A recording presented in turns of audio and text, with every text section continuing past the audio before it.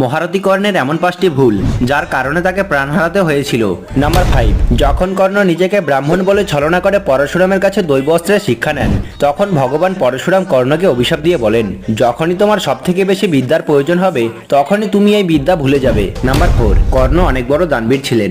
সূর্যদেবের পূজা করার সময় যদি কেউ তার থেকে কিছু চাইতেন তাহলে সে হাসি মুখে তা দিয়ে দিতেন, আর এই কারণে ইন্দ্রদেব ছলনা করে কর্ণের কবচকুণ্ডল দানে চেয়ে নেন। নাম্বার 3, একবার কর্ণ ভুল করে শব্দভেদী বাণ চালিয়ে এক গরুর বাছুরকে মেরে ফেলেছিল, তখন তার মালিক তাকে অভিশাপ দেন সেও এইভাবেই মারা যাবে। নাম্বার 2, কর্ণ দুর্যোধনের সঙ্গ দিয়েছিলেন, কিন্তু দুর্যোধন অনেক বড় অধর্মী ছিলেন।